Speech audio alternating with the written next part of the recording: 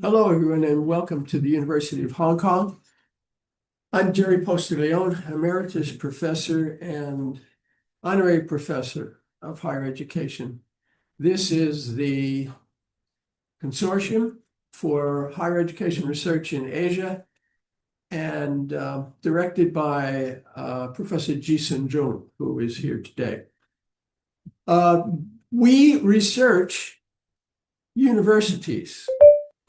But today, the topic is about universities and the solar industry in China. And it's interesting to note that as of 3 years ago, China already produced 98% of all solar wafers, 92% of all solar cells, 85% of solar panels, which is part of the topic today. And it accounts for 80% of the entire world's supply chain in solar. So this is a very special talk. Also special because our speaker today from Beijing University, a colleague of ours, is very familiar with the development of the Greater Bay industry, which includes, of course, Hong Kong, but more recently with the Chief Executive's initiative called the Northern Metropolis, which may very well bring together universities and industries, maybe the solar industry. But I don't know, that's not my area, so I'll introduce the speaker. Professor Hao Wei is the Associate Dean of the Graduate School of Education at Beijing University. His area of specialization is education policy and management. And he is the co-editor-in-chief of a journal which many of us in the Faculty of Education publish in, called the International Journal of Educational Development. Professor Hao Wei has been specializing more recently on the effects of higher education on regional innovation systems. And China has several models, and he will talk about that today, I believe. He received his bachelor's degree and master's degree from Beijing University and his doctorate from Harvard University's Kennedy School. And after that, he spent almost 7 years as a specialist and a policy consultant with the UNDP and the UNICEF in the United States and in Africa. And he did mention that he and I collaborated with the Asian Development Bank on a project about graduate employment.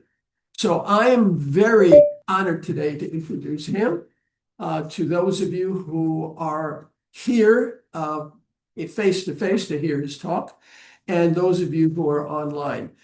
After the talk finishes, please raise questions. It's a very important topic to get your hands into. If you're online, there's a function where you can put your questions in the chat, and we'll try to get everybody involved. Without further ado, Professor Hao Wei.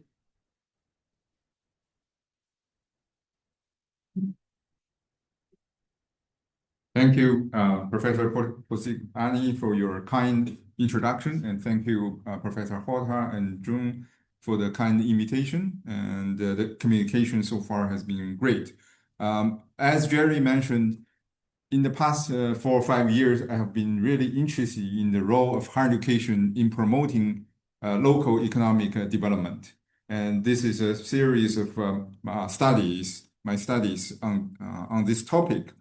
And 2 years ago, May 2024, Professor Postiglione invited me for a presentation on triple helix models in China and how that how that explains the different industrial clusters developed in Chinese cities. And since then, I have been presenting the study and publishing it, publishing in Chinese journals.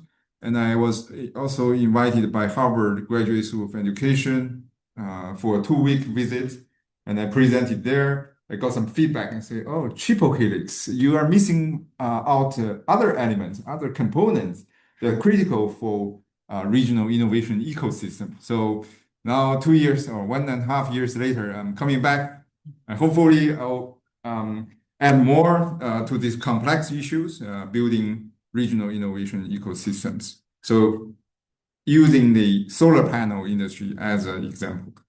Okay, this is joint work with my doctoral student, Haoran Wang. Oh God, this. Sorry.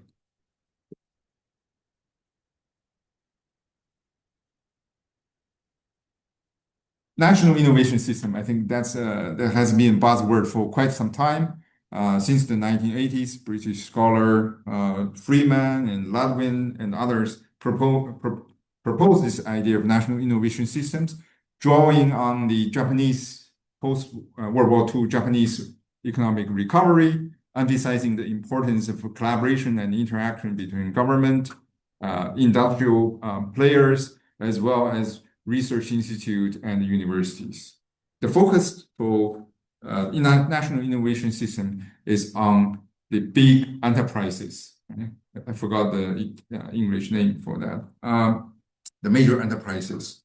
And in the early 1990s, the research focus has been shifting from national to more regional level. Okay, in the United States, there's used to be a saying called all politics is local, right? So here, all economics is also local, especially or thanks to the rapid development of Silicon Valley, the Hsinchu Science Park in Chinese Taiwan, and other technopolis or innopolis in other places in the world. And Nobel laureate Paul Krugman won the Nobel Prize in 1991 for his new economic geography that also provided the theoretical foundation for regional innovation system.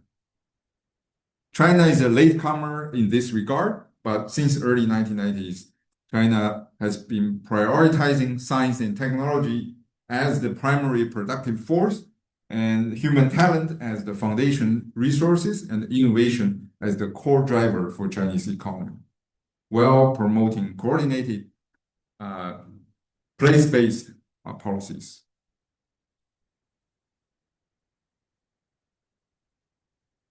Jerry already mentioned that China's photovoltaic industry has been leading the world since the new century, or in the last 10 years also. China boasts the world's most industrialized and internationally competitive strategic emerging industry in this area, and the total output value is about 1.7 trillion yuan by 2024, and it has the most complete and resilient industrial chain. But it wasn't, China again was a latecomer. The first PV technology was developed in the United States, and then Germany was leading it, Japan, then it's Japan. China was the latecomer in this regard. And the rise of China's PV industry exemplifies the dynamic interaction and synergy among multiple actors. Government, industry, academia are the players in the triple helix model. And now we are drawing on Professor Scott Stern's model. We add two more layers, entrepreneurs and finance or venture capital components into the and to make it a quintuple helix model. Well, here is the trajectory for China's PV industries. On the left-hand side, you see the newly installed capacity and the cumulative installed capacity for solar panel industries in the last 14, 15 years. In terms of global share, China now accounted slightly less than half, around 40% of the world's total installed capacity, cumulative installed capacity. So let's put it in context, right? So otherwise, it's hard to see the progress. So if you look at on the left-hand side, the red line indicates the newly installed capacity. For China, it's about 280 gigawatts. And what does it mean? Right? For Hong Kong, the annual or the capacity for Hong Kong is about 10 gigawatts. So in 1 year, in 2024, China added 280, which means 28 Hong Kong capacity in terms of electricity generation. Okay, so that helps you to put it in a context. But as I mentioned earlier, China was a latecomer. Starting in the mid or late 1990s, Chinese government started to encourage using industrial policies to encourage the solar panel industries. And also thanks to the external demand, especially in Germany. I think in 2004, Germany passed this Renewable Energy Act and really jumped up the global demand for solar panel. Okay, and Chinese solar panel industry started to boom based on both domestic and external demand. And after 10 years, there was the global financial crisis, subprime crisis. So there was a bust period for the demand. And then the central government started to provide some stimulus through domestic demand called the Golden Sand Project. And the industry started to recover. But then there was anti-dumping and countervailing measures by United States and Europe because they think Chinese companies are heavily subsidized. The competition is not a fair competition. Okay, so then there was a bust area, and then the boom again when Chinese government started to have this feed-in tariff, essentially allowing the electricities to have a lower rate compared to other electricities generated by coal, for example. So to make it very competitive again. And then in 2018, Chinese government started to slash the subsidies, and therefore there is a drop. And then at the UN General Assembly, President Xi Jinping made the claim that China will reach this dual carbon goal, will reach carbon peak in 2030, and then by 2060 will reach carbon neutrality, and therefore the demand for solar panel jumped up again in China. In the last couple of years, it's experiencing significant difficulties due to slowing overseas demand and then overcapacity in China.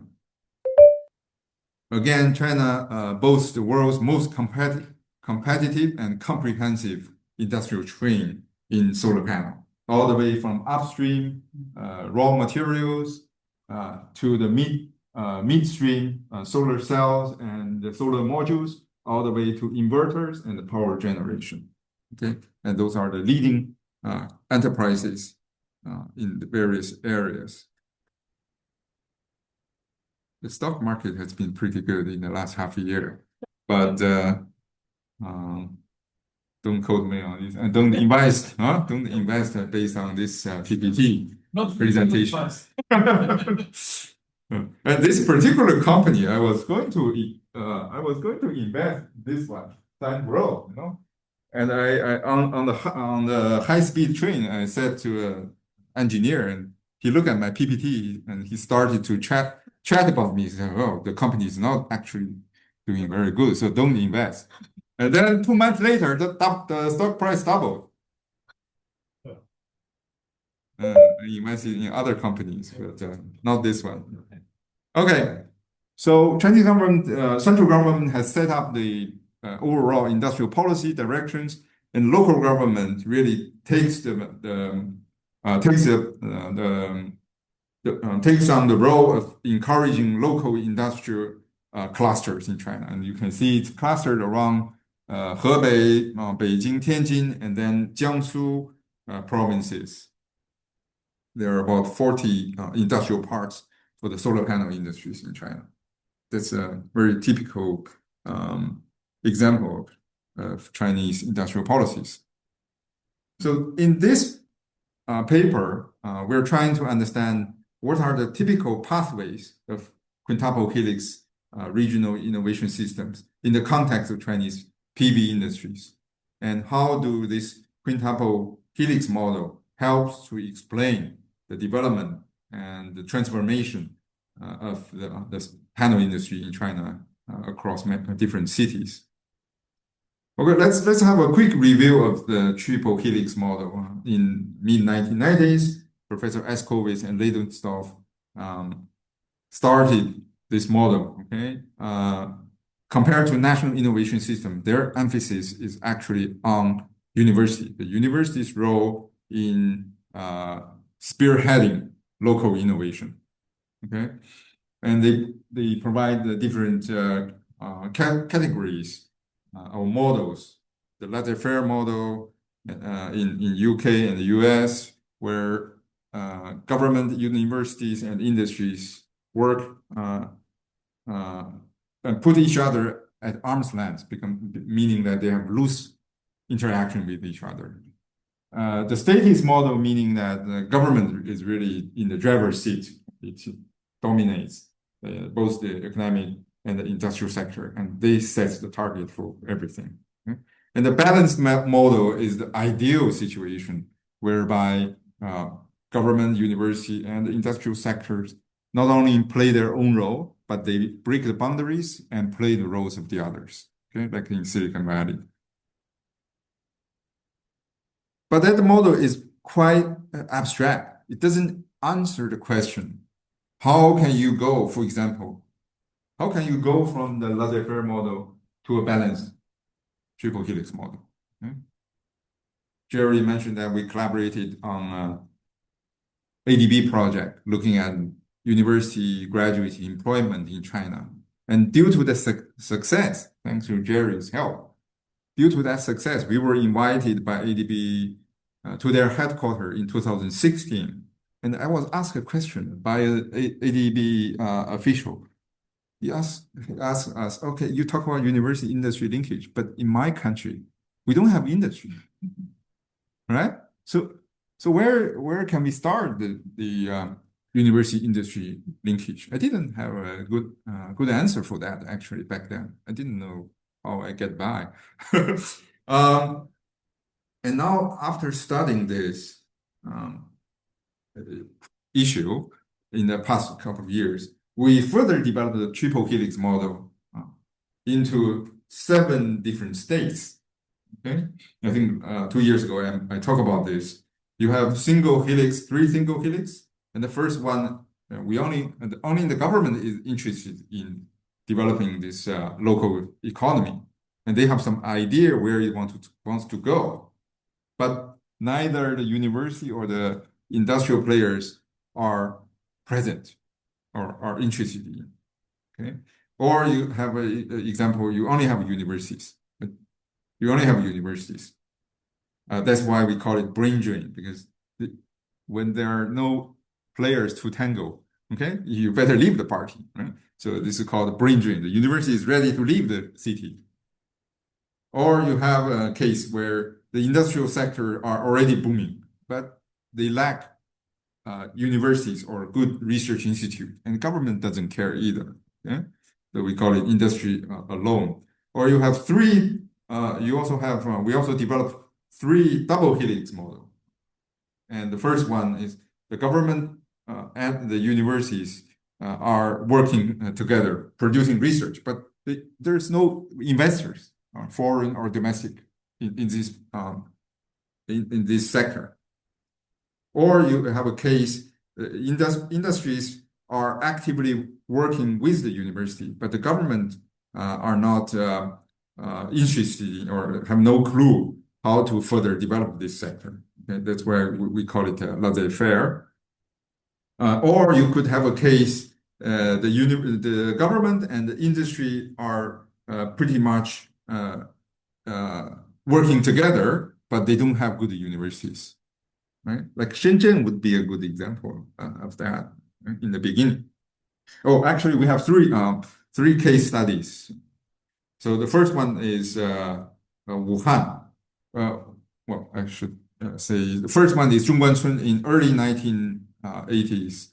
A researcher called Chen Chunxian from Chinese Academy of Sciences decided to set up the first private companies in the area of information technology after visiting Silicon Valley 3 times because he saw, oh, this is how it works, the regional innovation ecosystem. And in Zhongguancun area, Haidian district of Beijing, we have all the ingredients ready. And he decided to become the first one to set up a private enterprise as a researcher. Yeah? So he moves from the brain drain status to laissez-faire. After his pioneering efforts, many researchers start to set up or spin off companies like PKU's founder group, Tsinghua Uni Splendor Group, and many others. And the Lenovo, this is a Lenovo. I don't know this one. Is this one Lenovo? Yes. I think this is also a Lenovo laptop, yes. A desktop. Okay. Lenovo is a spin-off from the Chinese Academy of Sciences Institute of Computing, Institute of Computer Science. Okay. And now that IT sector in Zhongguancun Science Park accounts for 1/3 of the total IT services industry in China. Wuhan is a city in central China. I don't know if you have been there. Anyone from Wuhan? Wuhan is in Hubei province. It's the capital city of Hubei province. In the mid-1980s, they learned about the development of Zhongguancun, and then they learned that the central government is going to pick or cherry pick some cities to become pilot zones for this kind of science park. And they work actively because they were not initially on the list even.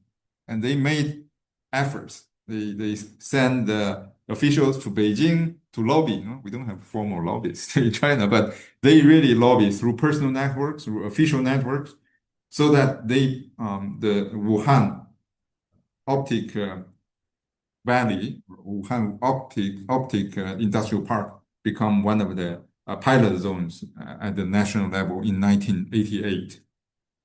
And they choose 2 areas. One is optic, the other one is biology.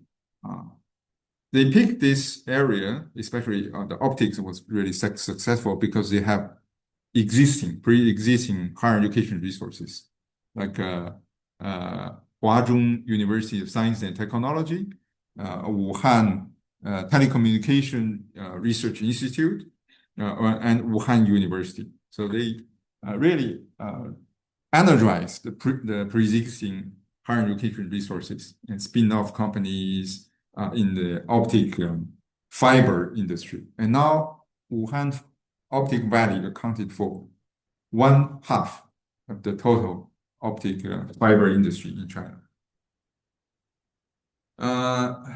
Okay, the third example is in Fujian province. There's a city called Jinjiang.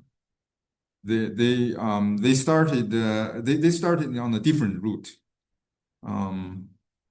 Jinjiang is a county level city under Quanzhou. And Quanzhou used to be the starting point of the maritime Silk Road of China.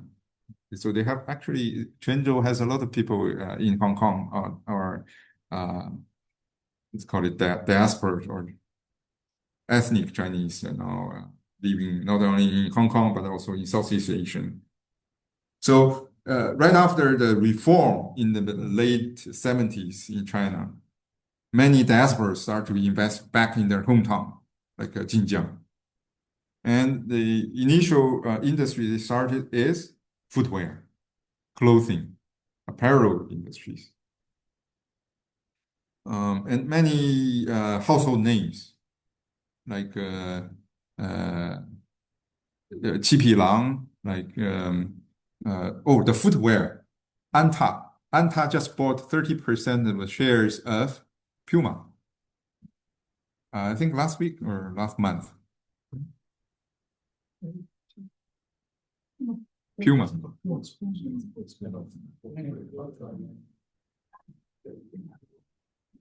But starting in the new 20th century, this city intended to move up the value chain. They don't want to be labeled as a shoemaker anymore. So they want to become, and guess what? Which sector they pick? They probably, this is hard to imagine. They pick the computer chip industry. And in the beginning, they were made fun of. So when they visit Beijing, visit a leading company in this area in Beijing, they said, "What are you talking about? You're a shoemaker, so do your own business. Don't bother to get into the computer chip industry." But they didn't give up, and they know that what they are short of is universities. That's why we call it intellectual support scarcity state. And they made active efforts to invite Chinese Academy of Sciences to set up a satellite research institute. They invited the Fuzhou University's computer science department to set up a campus there. And they also invited the Fujian agriculture and forestry industry. But it's not sufficient. By the name, forestry and agriculture, that shouldn't be there, or it couldn't serve the purpose. The computer science department from Chinese Academy of Science and Fuzhou University, maybe, but they still lack the intellectual support. So they team up with Huawei and the second largest computer chip industry in Taiwan, in Chinese Taiwan.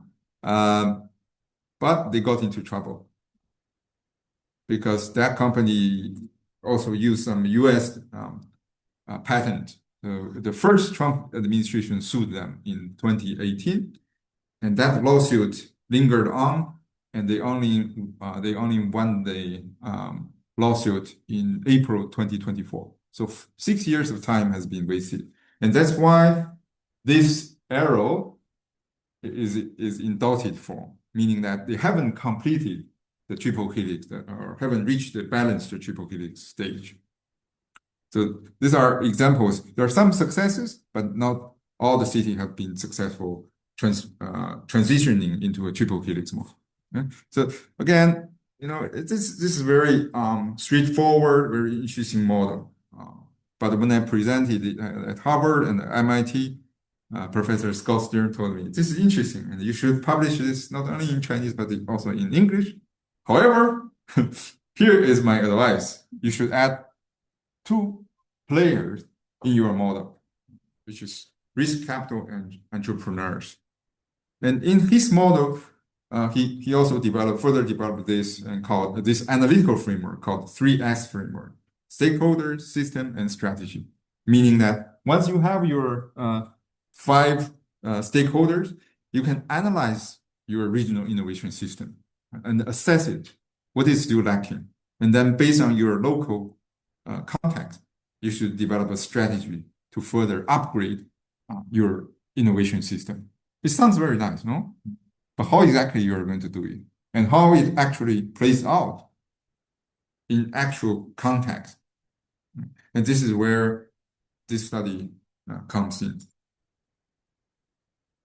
I'm not going to define all this again. I think the government, university, or corporate sector, and it's fair to say that we slightly changed the name.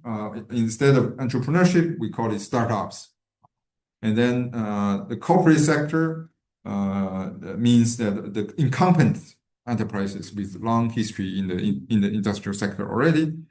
And last but not least, we changed the venture capital sector into finance, because not all financial players are venture capitalists. The traditional banks, the pension fund, the insurance company all play a role there.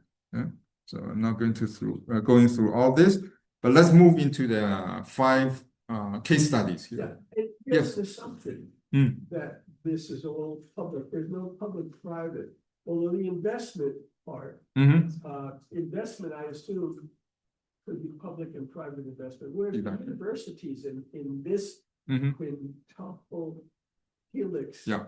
are really state or government universities. You wouldn't find any examples of private universities, like Shihu University or something like that.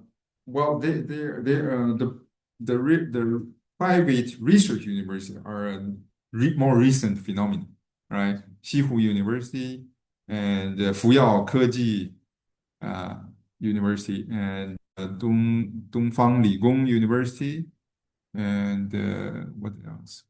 We have more. We have another one coming in Hangzhou. The billionaire, the richest billionaire in China, Zhong Shanshan, founder of Nongfu Shanquan, he's going to set up another private research university called Qiantang University, probably this year or maybe next year. Okay, but there are a more recent phenomena. So when we talk about research universities and the public and research institutes, we mainly talk about the public ones. But in the United States, it would be a different story, right? It's MIT, Stanford, it's private universities are leading the efforts there. Okay, so let's start with some case studies to give you a feel. Changzhou City. Changzhou is a city in Jiangsu province. In 1997, Gao Jifan, Mr. Gao Jifan founded his company, or actually he changed the name of his previous company into China Solar. Okay, inspired by then U.S. President Bill Clinton's initiative called Billion Rooftop Initiative.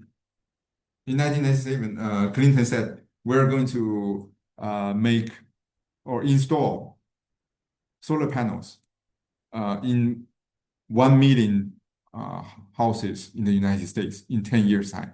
So he was inspired by President Clinton's initiative and decided to change the focus of his company to solar panel. And he launched the first sunshine cabin in China. And the local government really encouraged his efforts. The Changzhou high-tech zone gave him land at a preferential price, and they even set up special power system just for his company. It also provided loans at preferential rates. University also came to rescue. Hehai University has a satellite campus. Hehai University is based in Nanjing, but they have a satellite campus in Changzhou. So the researchers teamed up with China Solar and provided strategic consulting for his company. And then a local university, Changzhou University, set up a joint laboratory with the company. The company became listed in the New York Stock Exchange in 2006. So this is where the finance comes in. Okay?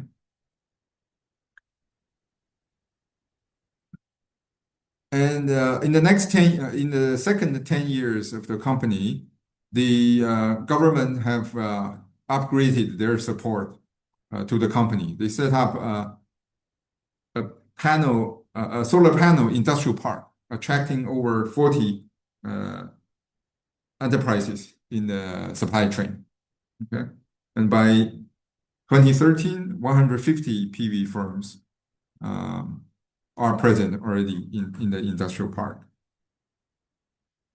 And Fudan University joined hands with China Solar to set up a state key laboratory for photovoltaic science and technology in 2010. Okay, there are many new developments in the third part or the third decade for China Solar as well. And then they become listed again on Shanghai Stock Exchange in 2020. The stock price is improving as well. Okay, let's move to a second city, Hefei. Hefei is the capital city of Anhui Province in central China. They have two very nationally famous universities. One is University of Science and Technology of China, and the other one is Hefei University of Technology. And the founder of SunGrow Power is Professor Cao Renxian. He started in 1997. He set up this company as a spin-off based on his previous research in this area. And in 2002, they executed a national village electrification program and received technical support from China Electricity Public Research Institute and Hefei University of Technology. In 2003, they pioneered China's first 10 gigawatts grid-tied inverter. The capacity may sound too limited, only 10 kilowatts, but this is a major milestone in terms of technology breakthrough for China at the time. Between 2005 and 2012, we start to see the formation of the Quintuple Helix here. Hefei University Hefei University of Technology and SunGrow set up a joint lab focusing on R&D of microgrid inverters and training of innovative talent. Anhui University and SunGrow also joined hands and set up China's first PV wind converter power quality testing platform. And what else? SunGrow went public in 2011.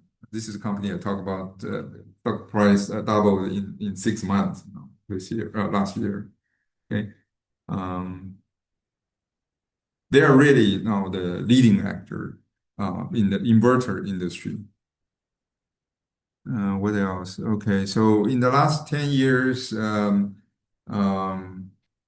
they not only work with HFUT, but they also joined hands with University of Science and Technology of China, and they start to look for other area of technology. Now they have the world's leading perovskite solar cell research as well. Okay. So we can see the Quintuple Helix model is maturing in the last 10 years.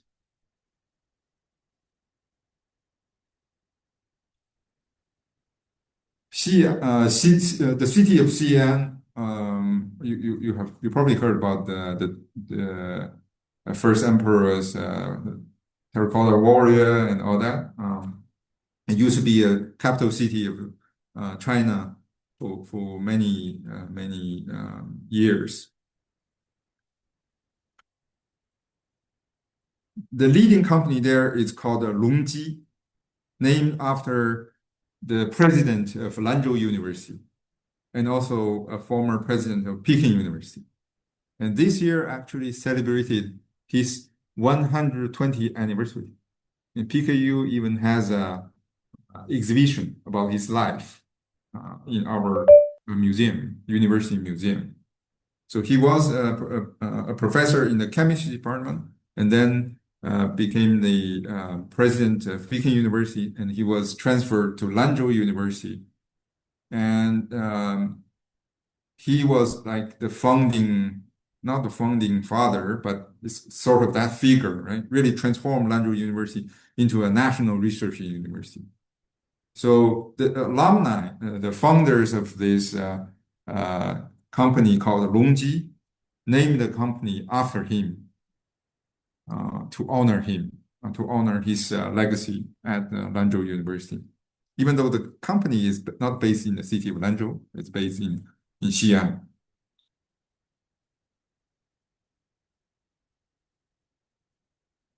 And they achieved a 30-ton annual device-grade monocrystalline silicon production capacity by 2004. And it's important to mention that they pick a different technology path compared to the others. And that's very risky in the beginning. But they chose this despite the industry's mainstream polycrystalline technology based on the superior material performance assessment and also based on their prior knowledge, thanks to the training they received from Lanzhou University. In 2006 and 2015, the local government really also come to the assistance. They provided targeted policies and established industrial funds to support the upgrading of the industry. And Longji also continued to work with the local universities, Xi'an Jiaotong universities, to industrialize the growth, the new technology, the monocrystalline technology. And Longji became listed on Shanghai Stock Exchange in 2012. And by 2013, it became the world's largest monocrystalline silicon wafer supplier. Jerry asked about what about the public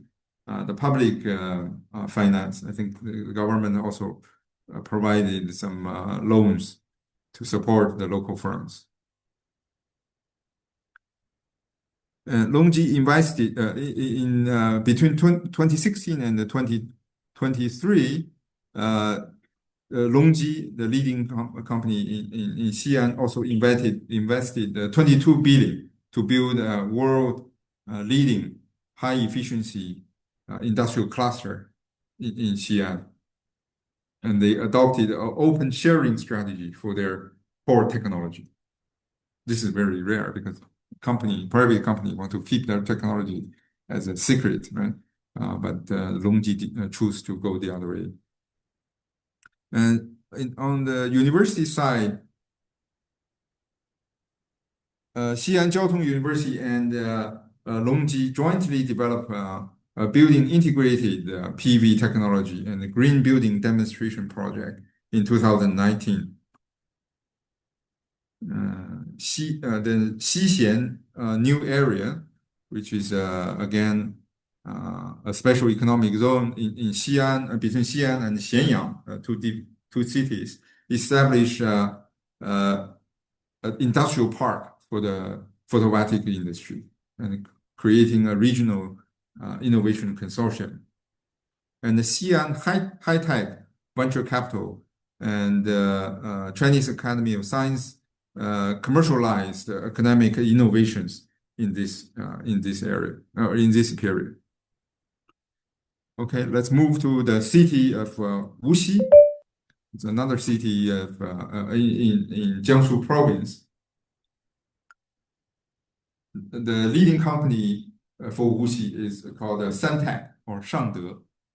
This is probably more famous in the early days of China's PV industry. Wuxi Shangde. The founder is Dr. Shi Zhengrong. He's a graduate of Changchun University of Science as an undergrad, and then he received his master's degree in Chinese Academy of Science in Shanghai, and then he received his doctoral degree at University of New South Wales in Australia, where he really learned the solar panel, the cutting edge technology in solar panel industry.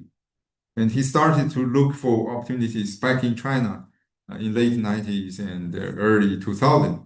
And when Wuxi government learned about his travel to Wuxi, which is also his hometown, they really they grabbed him and they promised him seed money for setting up his company.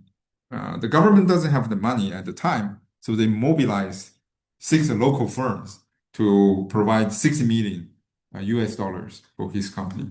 The local government also provided land, tax incentives, and 100 million loan guarantees in 2001. The company quickly became a success due to the advantage in technology from the research in University of New South Wales.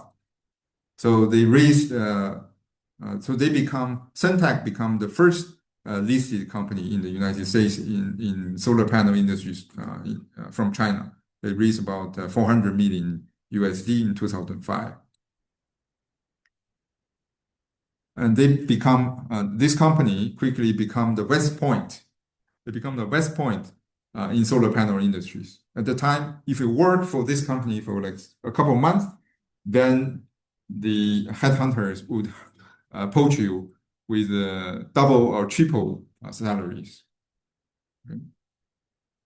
The Wuxi high-tech zones also invested over 1.5 billion to build an industrial park for them in 2010. A local university called Jiangnan University adjusted their academic program to meet the demand of this company. And Suntech became the world's largest PV manufacturer in 2011. However, this is the period, if you remember the previous chart showing the up and downs of the globe of the PV industry in China. This is the area where the anti-dumping and the countervailing measures is about to come in, and the founder Shi Zhongrong, he didn't see that coming. Instead, he chose to expand the capacity at the wrong time.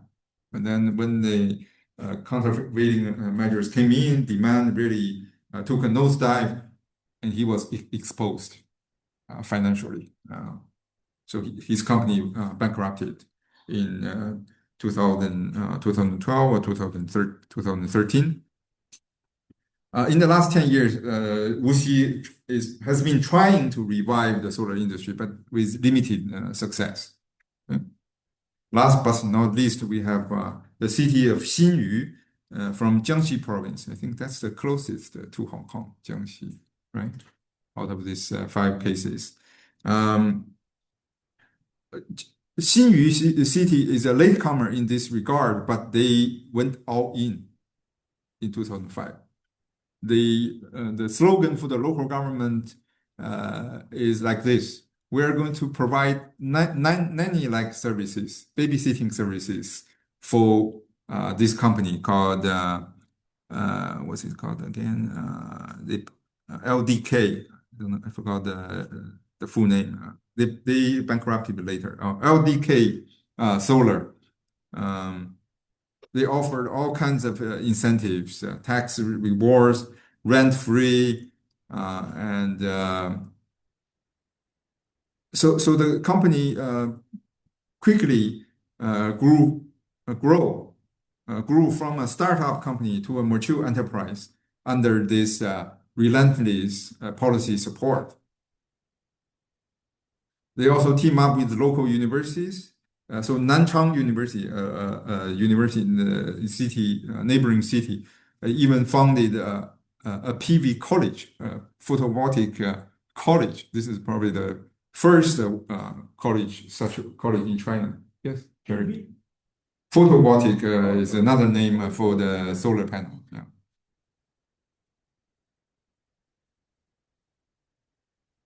By 2009, 20,000 employees in Xinyu were working in the PV industry. And this company became listed in New York Stock Exchange 2 years after its foundation, which is very rare. Okay. And this also set the record for Chinese companies IPO at the time. But like the Sentech in Wuxi, they didn't emphasize or prioritize technology innovation. Instead, they look at capacity expansion. Okay. So they became bankrupted despite the local government major rescue efforts. So you can see that the Xinyu municipal government rejected the bankruptcy application and provided 500 million financing, trying to rescue it. And then they created the provincial government also stepped in. They created a 2 billion stabilization fund for the company, right? But in the end, the hole is too big to fill for both the municipal government and the local government. So they decided to let go in 2015, and that created a big hole problem in the local government finance. Okay. If you were to summarize the different cases, I think for Wuxi, for Changzhou, Hefei, and Xi'an, they are really like driven by entrepreneurs or universities.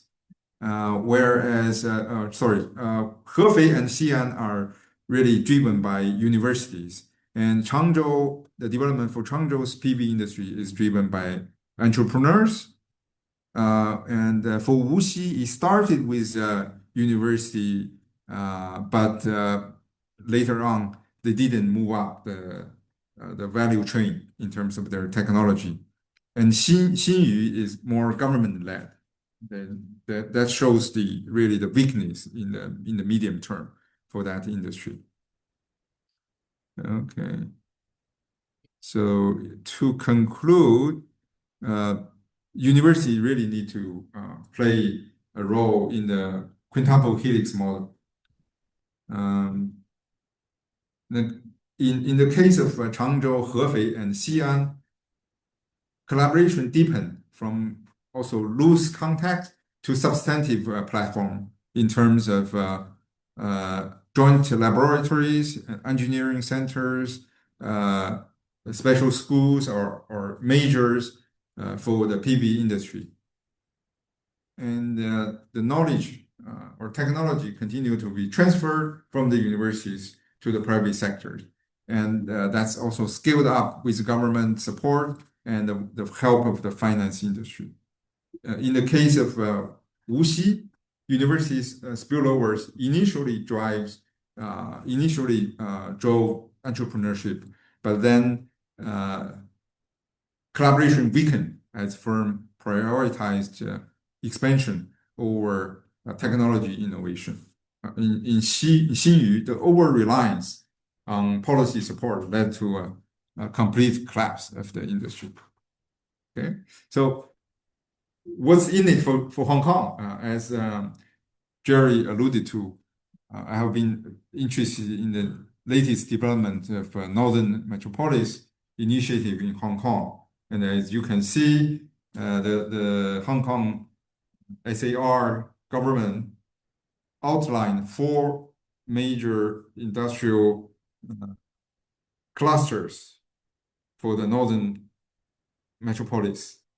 You have this high-end service and logistics hubs on the eastern side, and then in the middle you have Shatian Innovation and Technology Zone, and then next to it on the right-hand side is the Boundary Commerce and Industrial Zone.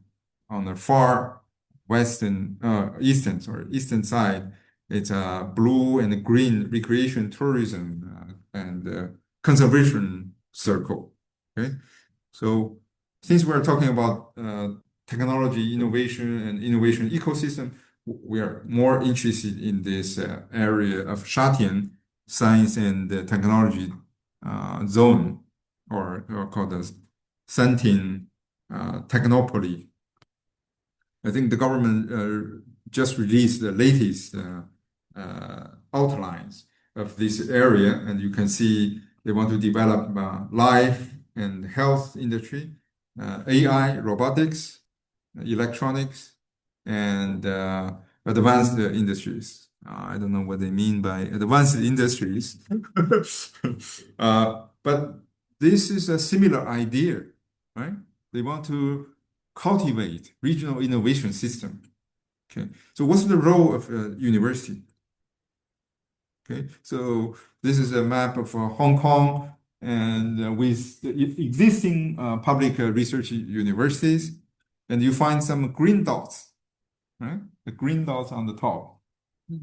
These are the university towns planned.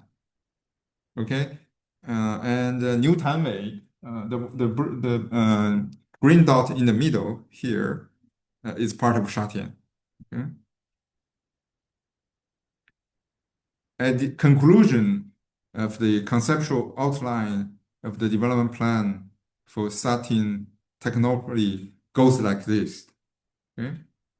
The development of STT will adopt a pivotal approach of capable government and efficient market, integrating the forces of government, industry, as well as academic, research, and investment sector organically. What's that? That's Quintuple Helix. I just copy paste this last night into the PPT. Okay, and as you can see from the experience of China's PV industries, there is no silver bullet, right? Some cities achieve success, but some cities have failed. So can Hong Kong or the northern metropolis be a success? Definitely. Thank you, Jerry, for your optimism. I don't have a crystal ball, and I think it's good to study this in the next couple of years, and hopefully we can also add some value to Hong Kong in this area. Okay, thank you very much. Oh, it's almost 1 hour. Thank you, for Professor Howard, for a fascinating and highly relevant talk today, particularly the last part. I think you have shown how the quintuple helix has worked in various clusters around the country. I think 5 clusters. And we're all waiting for the last few slides to see how you view the northern metropolis, because we know you've been studying that, and that's extremely interesting. So we're going to open for questions, but there's just one which struck me, and I don't know if it's possible to answer it. Of course, one of the major differences between the different systems of the country, the Hong Kong system and the rest of the system, is the with the universities, the way that they're governed, because they're governed under different legal systems. So I'm thinking to myself, let's hypothetically, if I asked you, of course, you're more familiar with your university than our university, although you've been here several times. If your university was going to set up an institute, say, for example, in the northern metropolis, and the you mentioned some of the possible industries that would be set up there. How would the institute of your university position there? Would the governance system have to, how would it align? For example, in the rest of the models that you have, the governance alignment of the universities with the industries, with the local government, with the local corporations, with small and medium enterprises and with the way finance and investment occurs. We're all pretty much, there's an alignment there. Of course, so I'm just wondering about that. Is that a fair question? Yeah. Okay, thank you. And then we can take questions from everyone else. Thank you. Just a short, Okay. Thank you, Jerry. Actually, over lunch, I was discussing this with Dean Youngry, because when the leader of SAR went to Beijing late last year, he also met the university chairman, the chairman of the Peking University, and they sort of, I think, two of them agreed that Peking University is going to set up like a research institute in Hong Kong, in the northern metropolis area. So your question is very timely. It's not a hypothetical question. I wish I know the answer so that I can report back to Peking University.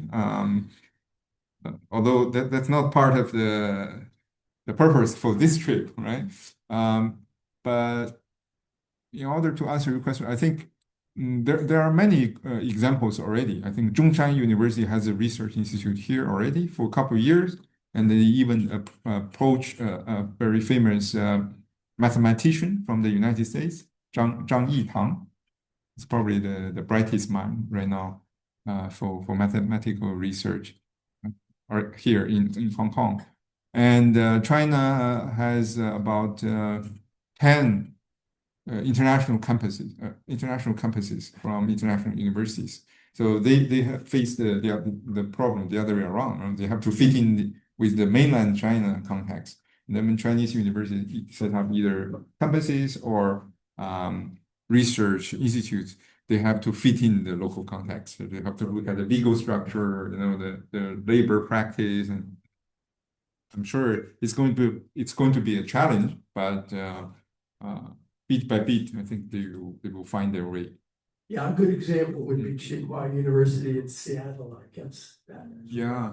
And a number of others. Thank you very much. I just wanted to kind of raise that hypothetically. We can now have open for some questions from the large audience here before we go online. So we'll start with Professor Horta, and then we'll go to right. Okay.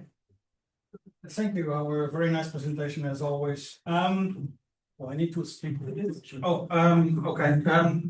Yeah, I mean, I don't want to imitate Guzman, but I'm going to challenge you the same way. I mean, we're academics, we like to complexify things, even if they are not necessarily needed to be complexified. But if you adapt your knowledge, your models to the ones of Karadžinis and colleagues, then you would need to introduce two different kind of sectors into this whole thing. And this is what I'm curious about.